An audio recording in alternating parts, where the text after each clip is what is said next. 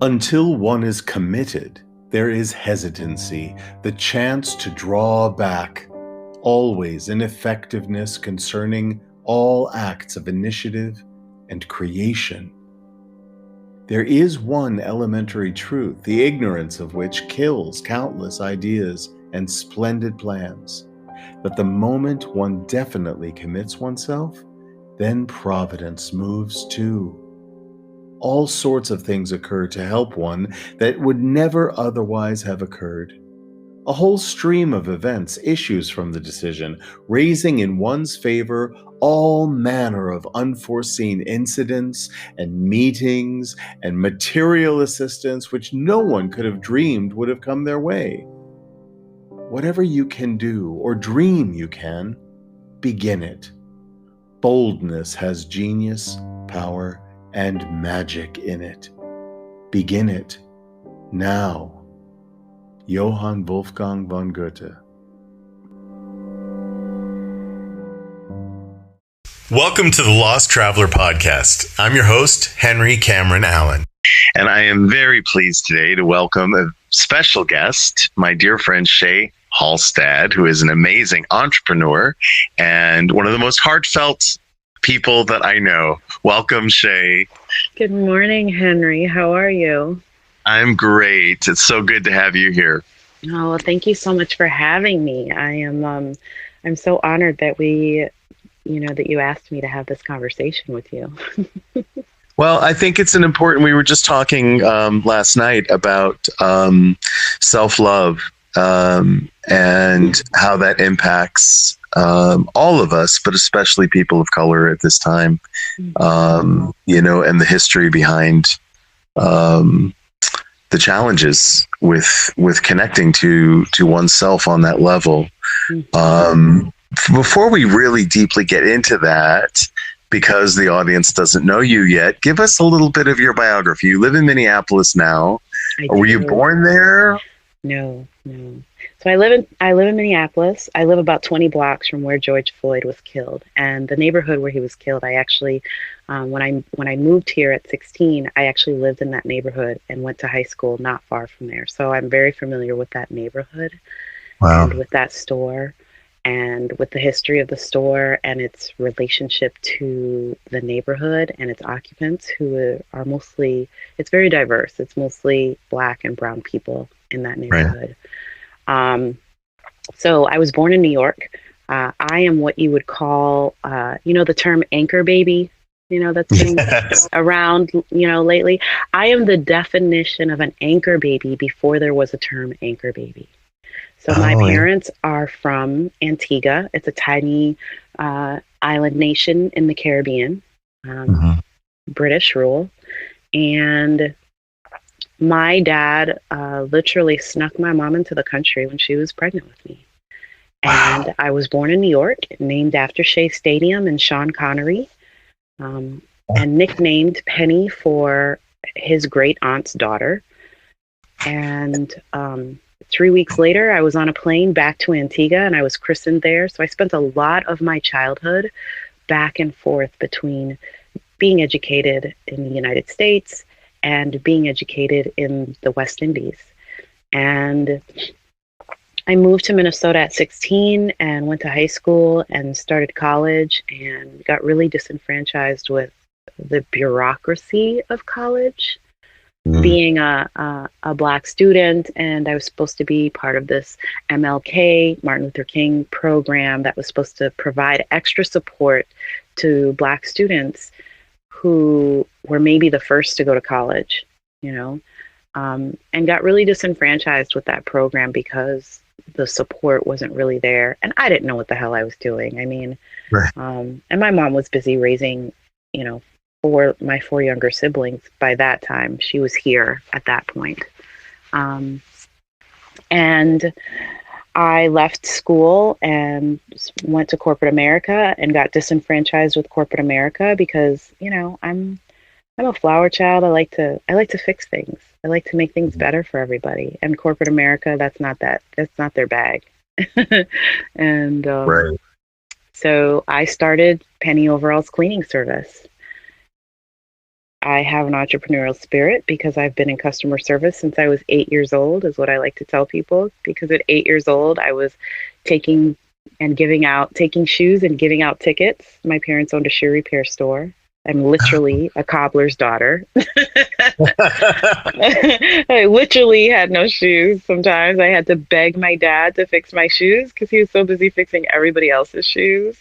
So it was like a treat when I got my shoes fixed.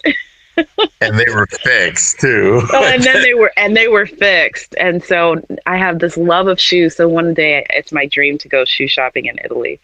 And buy really well-made shoes and really beautiful shoes because I love beautiful shoes. I have a wall of shoes. I'm looking at a wall of shoes in my bedroom right now. Oh, wow. That's amazing. That's amazing. So that's a little bit of my story. I just reached my 21st year. Penny Overall's just reached her 21st year, and I'm so very proud and so ecstatic for that. Congratulations. That's a huge achievement, I think, for anyone, to be able to stay focused and keep to the vision and deepen and develop your work. I also had to pay them bills, Henry. Yes. Do you have a staff, or is it you, or? So I have a very small staff, which includes my little sister, who knows if it wasn't for Christine, Penny Overalls, I don't know where she would be. She is steady. My little sister's steady, and she loves me, and I love her very much, and I'm so grateful for her assisting me. And so it has been difficult sometimes to have a staff because it's cleaning, right? It's not glamorous. It's not rocket science, but you do have to be conscientious. You do have to be kind and polite. You do have to have grace and deal with people with grace because being in someone's home is very personal.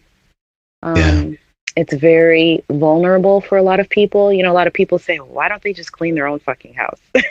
But listen, here in the States, right, we do not get paid what we are worth for most anything that we do. So now we're living in a society where, two parents working for a familial household is not enough. Mom has to have a gig. Dad has to have a gig in addition to full-time work, maybe 2 gigs just to make it work, just so that kids can have experiences like, extracurricular, soccer or debate or who knows what, right? Or just to keep a roof over their head. Maybe they don't even get to have those experiences, right? Because everything that we pay for here has gone so high in comparison to what we get paid for our labor. And that's women and that's women that's specifically women of color as well. For sure. Lower income bracket. How did you get from point A to point B when you felt and were disenfranchised by the industries that you were trying to get into? What was the turning point for you what was the pivot to say, you know what? Screw everybody else. I'm going to do my thing and I'm going to do it my way and I'm going to create something. When did you engage that entrepreneurial spirit? Because I know that there are a lot of young people out there right now, especially with the lockdown and quarantine and an uncertain future. What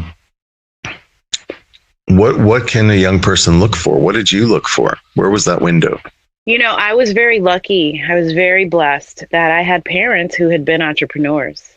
And my parents did push education, but I also watched my dad fix things and I watched him know how to do things, and again, I literally have been in customer service since I was 8 years old. So for me, it was maybe an easier jump than maybe someone else. What I will say to young people who are listening, who are thinking, fuck, I need to do something. I have to take care of myself and my family. You will never regret going to work for yourself. Even if you end up working for someone else. even if you end up working for somebody else later, you will never regret the time that you took something with your own two hands, your own mind, your own thoughts, your own words, and created something from your very mind. You know, we are creators made in the image of a creator, period. Period. And we were designed to create, to think, to make, to do. The human body does not want to be in stasis. You know, that's why if we sit on the couch and Netflix too much, our body gets, or if we sleep too much, our bodies are like, oh, I can't. What happened? I'm sore. So for me, the point was, you know, not being able to have a voice in corporate America. I had 3 jobs. I worked at the Gap on weekends. I worked at American Express from 4 to 8:30 p.m. And from 7 a.m. to 3 p.m., I worked at Dean Witter. Dean Witter is now, I think it's JP Morgan. I think it's joined with another big financial bigwig. But in any case, I was in the mailroom from 7 to 3:30 at Dean Witter. Then I'd walk down the street and have till 4:30 to get to American Express, and I was a 401k operator. So I helped people with their 401k plans and if they needed to take withdrawals. And then I worked at the Gap so I could get a discount on clothes. And actually the Gap is an integral part in why Penny Overalls is named Penny Overalls, but more on that later.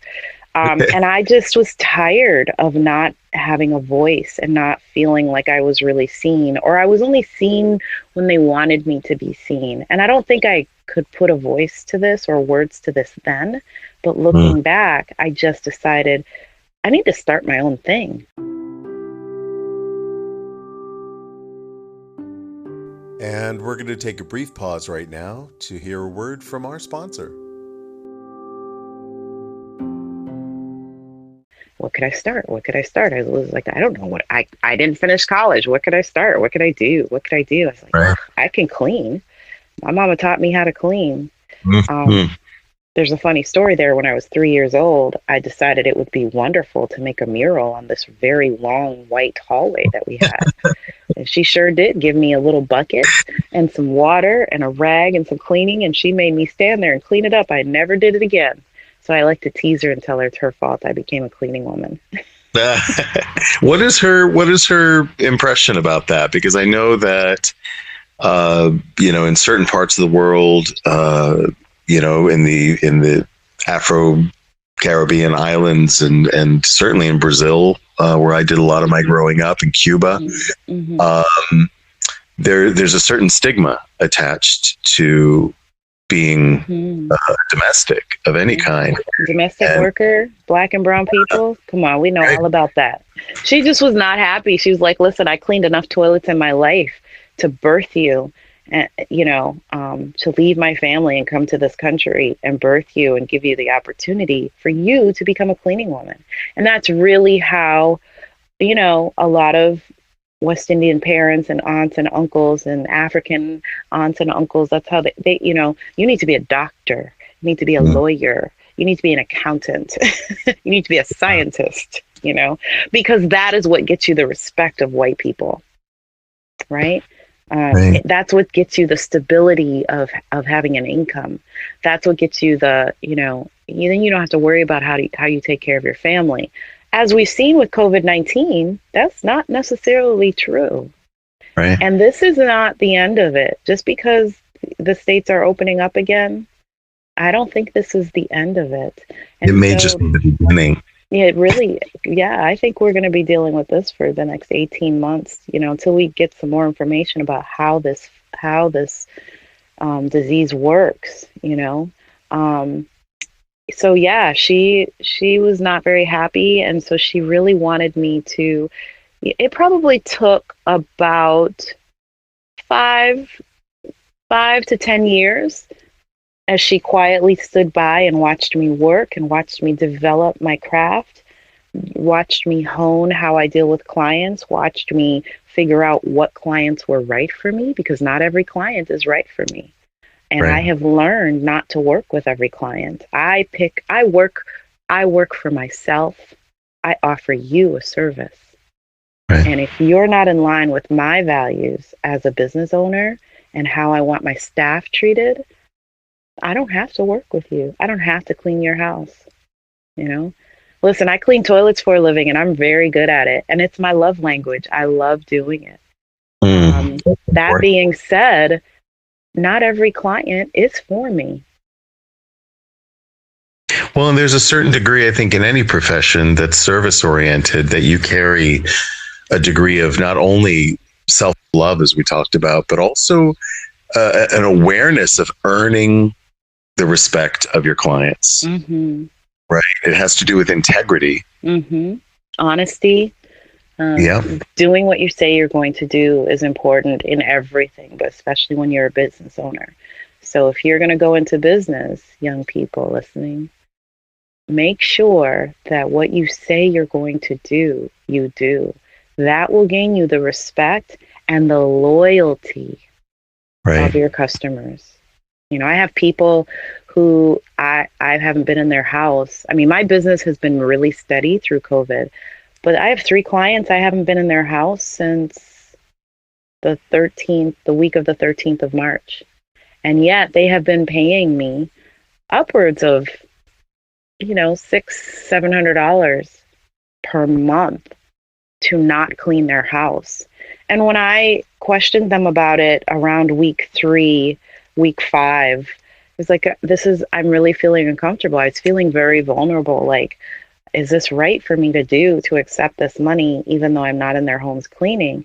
And they both said to me, they all said to me, Shay, we love you. You are part of our family. You make our lives work. We are doing this only because we have, high risk people in our family, but we support you and we want to support your business and we support your vision for Penny Overalls. So please, please, please receive the gift. Yes, please, please, please catch up on their invoices. And I had to say, Shay, thank you, and I had to just receive the gifts, because self-love is also about receiving. When you've asked for things, it's also about putting yourself in a position to receive, right? Like manifesting, praying for things is not just about constantly asking God or asking the universe, oh, I need this, I need this, I need this, right? It's really standing in that quiet and accepting, saying, thank you so much for this thing that I know is on its way and I receive it. And, do your work through me. Allow me to be for the community. Allow me to do good works in this world. Allow these positive ripples to go out and flow out through me, even if I never see them, right? Because we're not supposed to see them all. It's kind of like a rock you throw into, glass water on a lake, and then it ripples outwards, and then after a while you can't see the ripples anymore. Well, that's the benefit of good works, right? That's the benefit of self-love, because then self-love translates into love that you give to the community, to the world. When you talk about your mom, thank you for that image. Beautiful and powerful. And when I think about it, conjures up that image of your mother and the conversations early in your career about the choices that you were making for your future. Mm-hmm. And one thinks about the ripple effect of our ancestors' good work, mm-hmm. and what remains in our genetic makeup, right? And what's passed on from generation to generation in the hopes that, mm-hmm. Future generations will be better and will have the empowerment to make positive and powerful choices in their future. And that's what we hope is going to happen.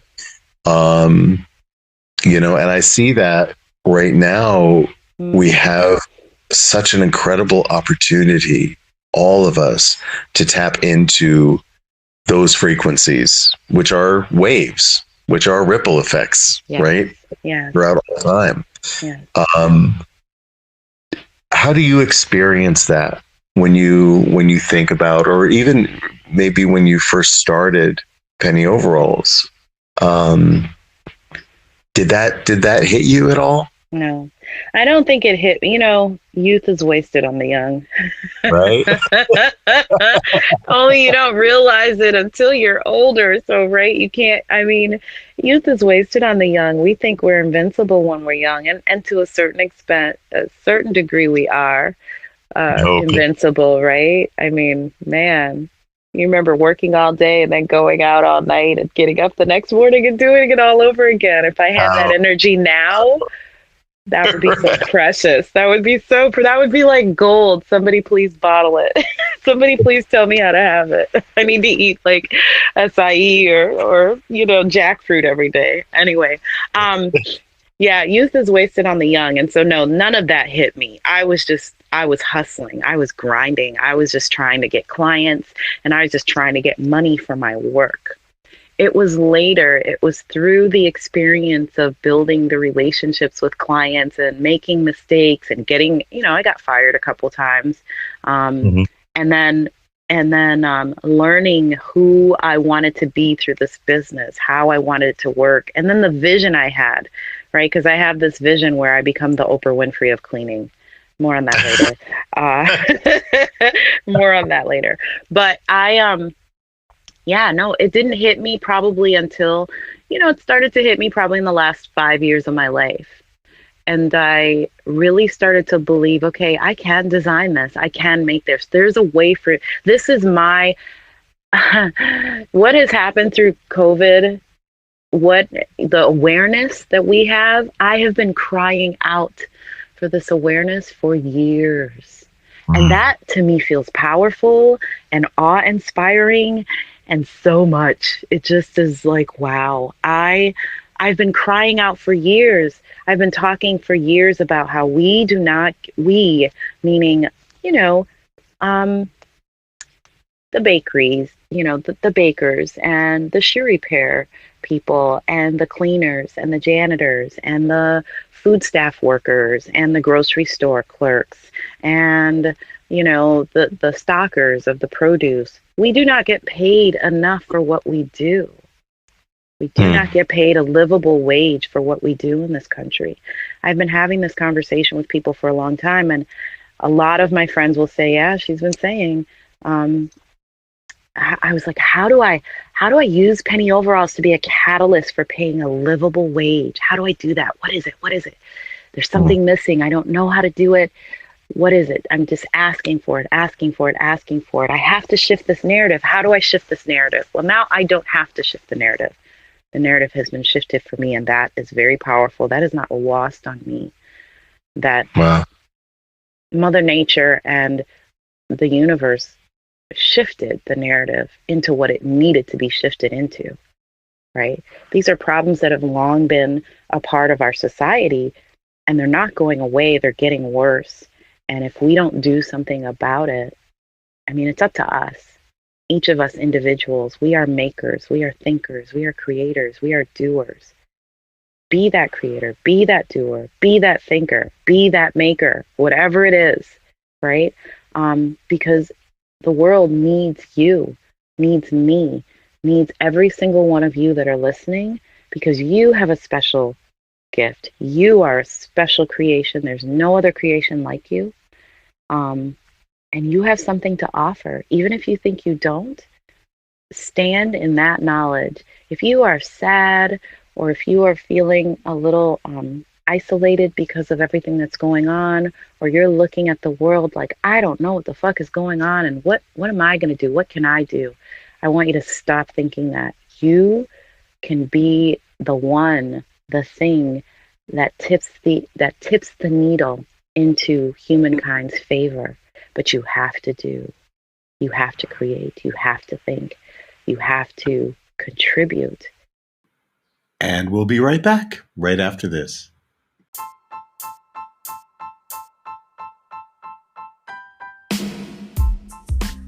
Feel well, live well. Vox Life combines neuromuscular science with decades of proven research to help you achieve your wellness goals. Safe for all ages, drug-free, and with no invasive treatments, Vox Life products use the patented Vox HPT, a special tactile pattern that activates your body's neuroreceptors to reduce aches and pains, keeping you at maximum performance every day. Visit dianedinkmeyer.voxlife.com for details. That's Vox Life, VOXX Life.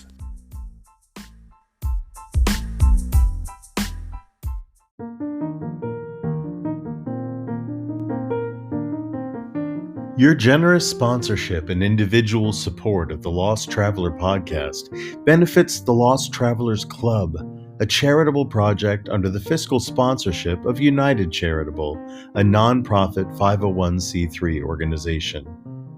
The Lost Travelers Club focuses primarily on the needs of parents who have outlived their beloved children. We recently launched our new Brain Candy Project wing, providing art supplies to children still struggling with critical or terminal health-related conditions. We hope to raise enough funds to launch Brain Candy, an arts and literature magazine created by and for these young people.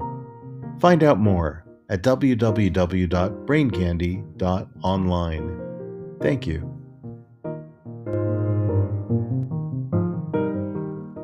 Right? And it's imperative. And I know I make it sound like doomsday. It sort of is. Like, we are at a time, I believe, right now in our humanity where we could tip ourselves into the next great thing for us. Or we could end up here where Black men are still being shot in the streets and people are saying, no, it's not racism. No. If he had just obeyed the police officer's commands, he'd still be alive. I don't know who needs to hear this, but guilty people shouldn't be shot and killed like that either. That's right. It's symptomatic of a much deeper problem. Much deeper. Are having with the actions that we're seeing, that but guilty or not, this is a big problem right now that we are facing, and thank goodness it's out on the table and people are talking about it. We are talking about it. Black women are being shot in their homes. Sandra Bland died in a cell where there was no camera. So we don't know what happened to that baby. Her mother will never know the full picture of what happened to her, right? She was a beautiful light that was just beginning to emerge. If you go back and watch any of those Sandra Bland videos, she had the heart of a lioness to do works in her community. She left Chicago and went back to the city, I believe, where she went to college. And didn't even get to start her new job. It used to be that, I'm such a palatable Black woman, right? Most people hear me speak without meeting me and they think I'm white. So then they meet me and I'm like, and now I have like this curly, my hair is natural and I'm this kind of cafe au lait colored woman with a mole on my nose and rocking this curly Angela Davis fro. Not as impressive. One day, maybe not quite as impressive as hers, but it's also copper colored. It's this kind of, Orphan Annie coppery red colored. Beautiful. Thank you. And so, they hear me speak and my parents were very adamant that I speak proper English. They were very adamant that I did not speak West Indian slang. They were very adamant that I did not speak, even Black vernacular, because they wanted me to move in the world that would validate me. They wanted me to know how to move in a white world. My dad, God love him, and God hate him for, there's a whole lot of stuff there we won't get into. But he was sort of prejudiced. He was very biased. Like, I couldn't sing calypso music. I couldn't dance calypso music around my dad. I couldn't go learn how to play steel pans because he wanted me to be better than better. He wanted me to be the best of the best, right? And he didn't want me playing with certain kids. Well, that's the classism we deal with in the Caribbean. And that's a very interesting point, because I think that almost across the board, not only in my experience as being third generation American, grandchild of immigrants, and but having traveled the world, I think immigrant populations at large generally want their children to be socialized into largely a white Christian world. Mm-hmm. And my family is Eastern European Jewish, most of it. Mm-hmm. And it was a very similar thing, because if you can be singled out, of course, we had the privilege of our fair skin, right? Mm-hmm. That you couldn't look at somebody necessarily and say, oh, that person's not a white Christian. Right. Same with Irish, the same with Italians. People who are coming here, lose your accent. Yeah. That's a certain way. Blend in. Your hair a certain way, right? Yes. I think I ruined my beautiful hair when I was 12 trying to have a relaxer. I ruined it. It's never grown out of my head. Sisters have a completely different experience, and I think that needs to be held as part of the education. I think that because Jewish people went through that horrible atrocity at the hands of Hitler, and all these, you can't see me, but I'm quoting, all these good Christian people, went to work every day and did their jobs. Mm-hmm. And they literally gassed children. Yeah. They did experiments on them, on other human beings. Human beings visited upon other human beings some of the worst atrocities in the history of our world. Yeah. And to me, as a group, they should know better. And because they know better, they should do better. And collectively, I don't think they do enough. And I know that that's unpopular, but right now, across the water, there are people who can't go from one part of the country to another part of the country because the group that has the power now is visiting upon the other people. Right. The same atrocities, the same sort of, you're less than, and we lord over you, and we tell you what to do. And it's pretty despicable to me, and it's very heartbreaking to me. It's a hard one, because on the surface, of course, it seems that wouldn't it be the obvious thing that Jews and blacks would have embraced one another in brother and sisterhood throughout history, to say, I know. Mm-hmm. I think that from where I sit, the challenge is that up until quite recently, and certainly in certain places still, Jews were marginalized and looked on as the other or inferior, or, and I know a lot of them still are in lots of places in the world. People are like, oh, you're Jewish. Ooh, all of a sudden you now have, it's like before you were regular human, and now you're tinted purple. And so it's like, oh, you become other.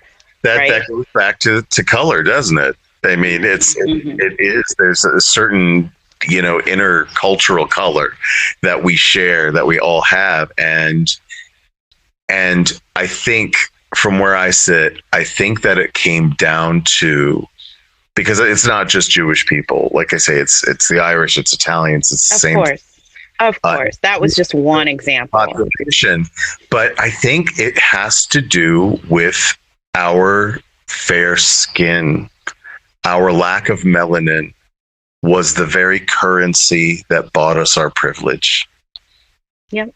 When the doors were opened to the restaurants and country clubs and corporations and businesses, We didn't say, thank you.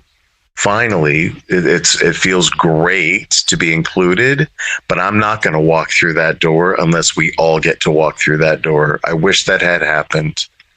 Well, and admittedly, there were a lot of Jewish people who were very much a part of, the civil rights movement. Right. But there are some who say that there are some who say that a lot of them only did that because they wanted the black dollars. Because listen, as 330 million people in the United States, 40 million, let's call it 40 million of us, Black American, West Indian American, refugees from Somalia American, African, let's call it 40 million.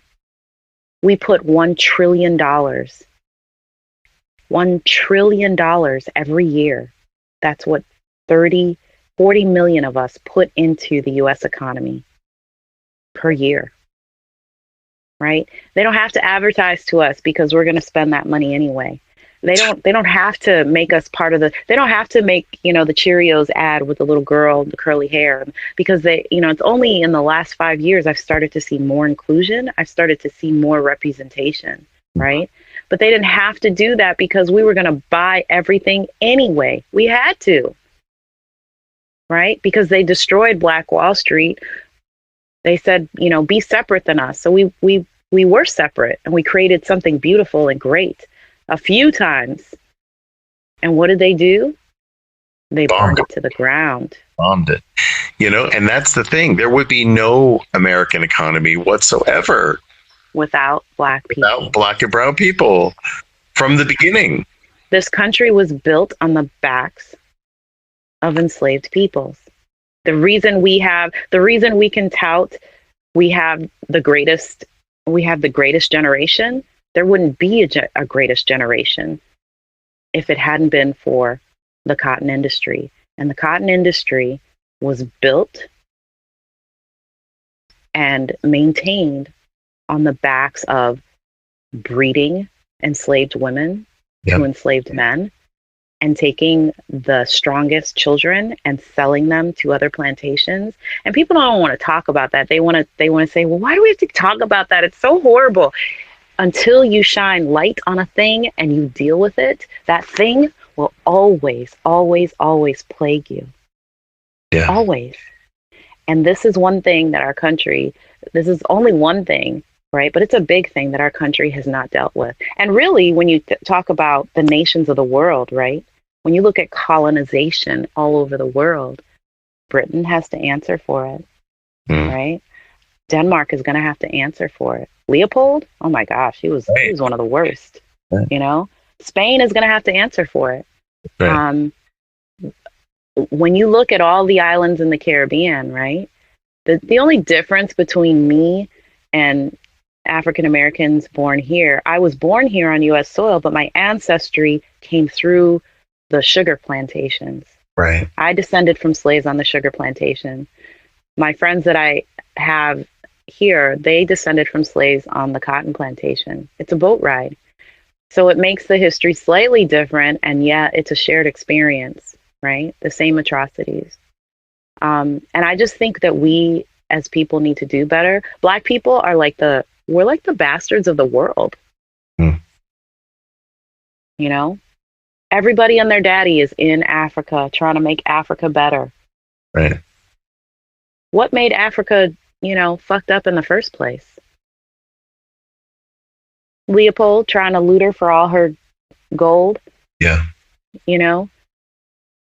Oh, and it goes way back. Started De Beers, going into Africa and putting, fences around all the diamond mines and making her children work in those diamond mines and then driving up the price of diamonds. Diamonds aren't actually that precious. Right. It's a marketing campaign. It's a marketing campaign from the 50s. Yes. People think diamonds are forever. And that's just, that's just wonderful creative human minds just creating awesome stuff. But it's the blood on those diamonds that's forever. Yes. We have to remember. That's exactly right. Yeah. That's exactly right. We talked a little bit last night about breath and the effect of COVID-19 and what it attacks is our lungs, which is our capacity to breathe, George Floyd. And it is also our source of inspiration, inhalation, and expression, our creativity, our creative expression. And so thinking about that, thinking about breathing in everything that has preceded this moment all the way back through history, the construct of racism, the construct of race. Yeah. It doesn't even exist. It doesn't People say, what race are you? I'm like, I'm human. What are you? You think some special race I don't know about? Shit, I'm a human. But you know what? Let me interview you because you're special.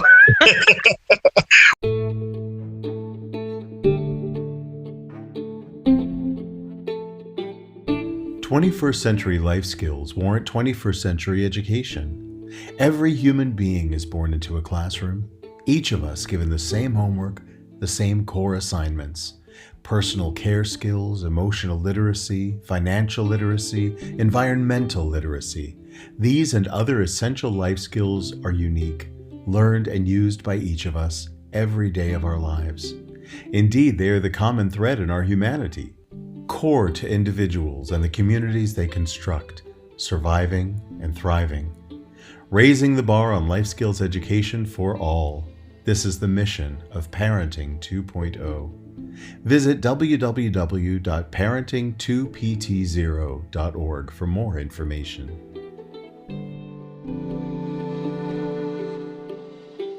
We inherited these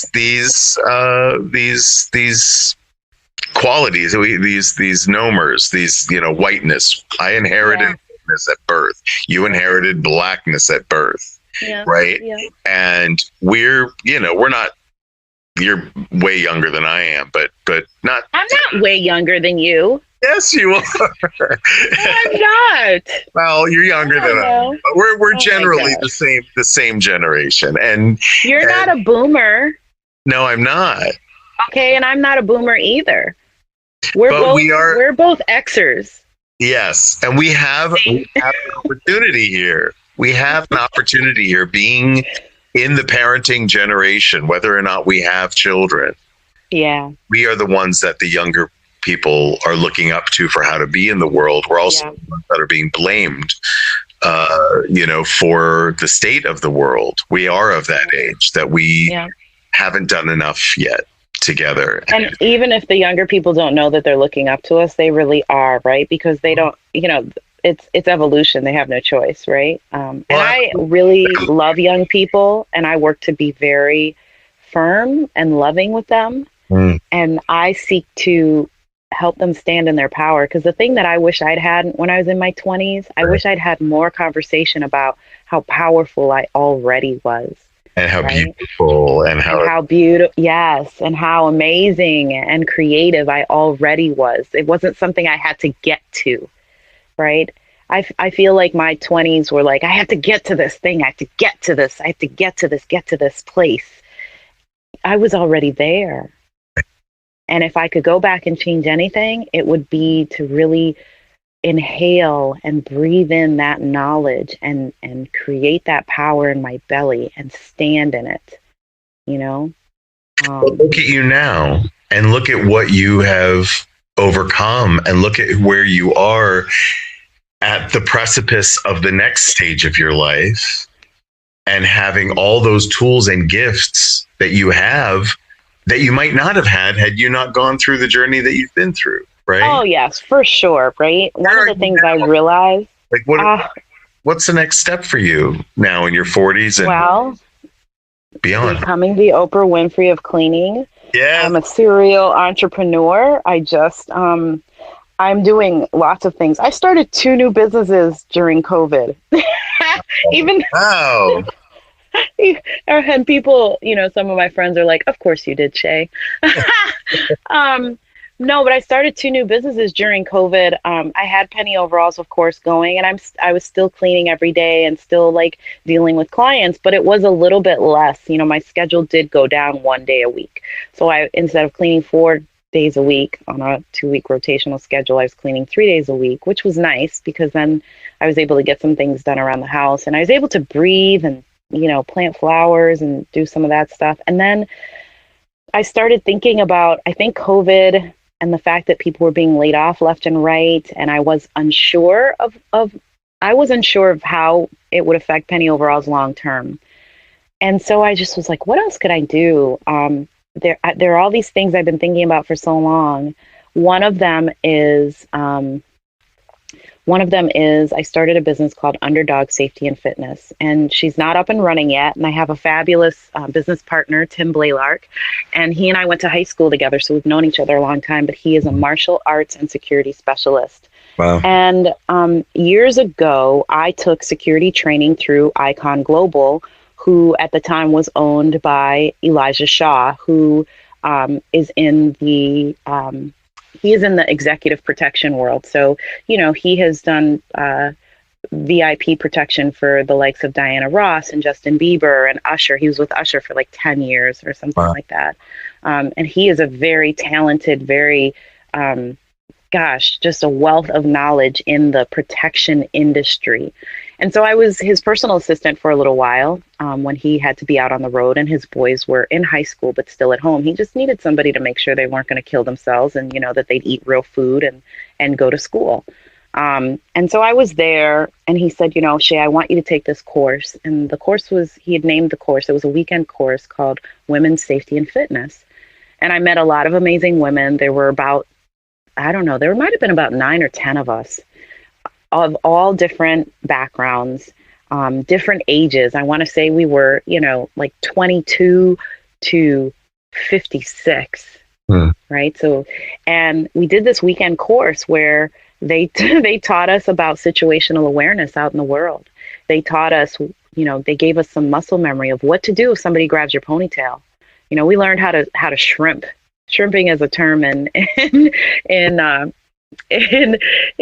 security, basically, that allows you, if you're on the ground, to get away from an assailant, even if you're on the ground. Because a lot of people think, oh, don't let them get you on the ground. No, don't let them get you on the ground. Right. It's all over if you get it. But it's actually not, right? So I learned a lot of muscle memory, a lot of things that, and we had a lot of conversations about, just because we are women and we are taught that we are, we're nurturers. We take care of everybody. Doesn't mean that if somebody 6'6" tries to take me, that I can't put them down. And Elijah Shaw and Justin Johnson and Justin Newcomb, and Uriah Riley, they all taught me and those other 9 women that we have power, and it is about feeding our brains with information that will protect us so that we can save ourselves, because there isn't always someone to save you. So I wanted to honor that, and I wanted to start, and I started Underdog Safety and Fitness. And so it will be a vehicle where we will do 2-hour, 4-hour, and weekend-long courses on how to stand in your power as a woman, but then also not just for women, for the LGBTQ community, anybody perceived as an underdog, anybody who's slight of nature. There are things that you can learn, that you can practice. There is a different mindset, right? And self-speak, self-talk that you can give to yourself, so that when you are out in the world, you are not, you don't come off as vulnerable. Right. And so I'm really excited for that. That is going to be taking off sometime later on this summer. And then I also I'm currently studying for my insurance license, because one of the things I have a great passion about is Black and brown people specifically, and their money. We don't learn the things that, nobody really learns the things about money, but I'm very concerned about the Black and brown community, because to me, our money woes are getting worse, especially as there are less jobs, or you need to have a job and a gig. In the industry, the company that I've gotten involved in, a JOB stands for just over broke. And so, and a JOB, a job, is the biggest, can be looked at as the biggest pyramid scheme there is, because the person in the mailroom can never level up to what the CEO is making unless the CEO dies, or unless they work their way up, or unless they boot the CEO out, right? Nobody can take that spot. Nobody can make as much money as a CEO because there isn't anybody on the same level as him or who can exceed what he is doing, he or she is doing. And so the insurance industry is an industry that, has not recruited since the 70s. In the 70s, there were 400,000 insurance agents nationwide. Now we've got about 160,000. And we are about to go through the largest transference in wealth in the history of our country. The baby boomers, every time they hit a milestone, industry explodes. And so there's an opportunity right now for especially Black and brown people to really learn about how wealth is created. A lot of people don't know that the Carnegies and the Rockefellers, they insured every baby that came into that family. And then they created a trust, right? And creating a trust is a pretty simple thing. You need a lawyer, you need an insurance agent, and you need an accountant to have a family office. So every family can have a family office with those three people helping to create a legacy for your family in the generations to come. And then the trust ended up paying the insurance policies. So those weren't even coming out of pocket. Right. And then families started having meetings. You started having a meeting. It was mandatory once a year, twice a year. Right. And so you dealt with the family business, and families they're not taught to do that. Not middle class and lower income class. Right. But they can do it because it's not like it takes a whole lot of money to be able to do that. You start small and you get big. And you create wealth, lasting wealth for generations. And I want to teach people how to do that. And insurance is the vehicle in which I can. That is so exciting, Shay. And, when we talk about universal life skills and we talk about financial literacy and we talk about, jobs versus your work, doing your passion in the world, manifesting that, and we have that magic as human beings across the board. It is nothing short of magic. Every religion, every spiritual path on earth basically says the same thing, that we are created, as you say, in the Creator's image. And that means that we're imbued with all the same powers of creation and beauty and truth and goodness. And, when we talk about destruction, with destruction comes rebirth. And we're at that moment again, among many moments throughout human history. And we can build it again better than it's been for everybody. The foundation of it all, what I'm hearing from you, the foundation of everything that you do is about not only teaching self-love, but living it. Yeah. And I really, really appreciate that. Wrapping up, what are 3 practical takeaways that you would like our listeners of any age, right? Because listen, you're starting again, you're doing new things now in your 40s. I am.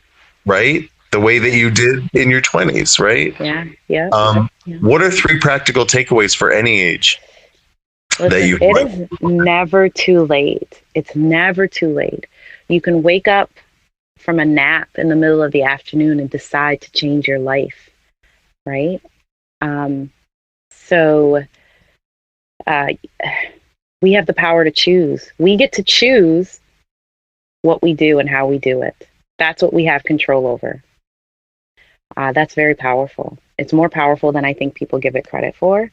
I would say move with urgency. Make a decision. Make a decision about who you want to be, how you want to be perceived, how you want to walk in the world. Make that decision. Think about it. Write it down. Commune with your ancestors. Ask them for guidance. They're there. They're here. Those of you who believe in God, God is always with you. And even if you don't believe in him or it or the creator is always with you anyway, right? But go sit in nature. Figure out what you want to do, who you want to be. Write it down. Make the decision. And then move with urgency, right? It's easy to get stuck on people saying, oh, you shouldn't do that. It's going to, that's fear. It's going to fail. Or what if you do fail? So what if you fail? Even if I fail, I still learn a whole host of things about myself and about the situation and about what to do next. Thomas Edison only needed one way to make the light bulb. He failed like 5,000 times or some crazy number like that, right? What if he had stopped at 492? We wouldn't have electricity, right? So make a decision, move with urgency, and operate from a place of love in everything. Everything. Love for yourself, love for other people. You go to the store and somebody's crabby with you, give them a smile. Give them a smile even though they're being bitchy and crabby, because maybe they had a bad day. Nobody knows what happened, right? You could be the thing that turns their life around for the day. You could be that positive ripple effect that makes them go, God, I was really nasty to her or him, and she was really nice to me, and thank you so much for being nice to me, even though I was like crabby. Or maybe they won't say thank you in the moment, but they'll think about you later, and you will have left that lasting impression on them. Operate from a place of love. So make a decision, move with urgency, always operate from a place of love for yourself and for others. And gratitude. Yes. Gratitude's a big one. I even, if I get a flat tire or if somebody cuts me off, I'll say thank you out loud. I'll be like, thank you, because apparently I wasn't supposed to be in that lane, or I needed to be here dealing with this flat tire because maybe something worse would have happened if I didn't, or. There's always something to learn, even from the bullshit that happens in our life, right? Yes. I say thank you for those things. Because when I say thank you for those hard things, the really amazing things, they just start to rain down on me like rainwater. And I love it. Yeah. Well, I love you, and I'm grateful. Aww. I say thank you for spending this time with me and sharing from your heart. And this was a great conversation. And we'll definitely have to come back and talk about financial literacy and talk about that. Self-defense and fitness and all of it. I would love to have the Oprah Winfrey of cleaning. Yes, the Oprah Winfrey of cleaning, not only with your entrepreneurship, but with your wisdom and with your grace and your love. So thank you so much, Shay, and I'll look forward to the next time. Thank you so much. I really appreciate you having me on.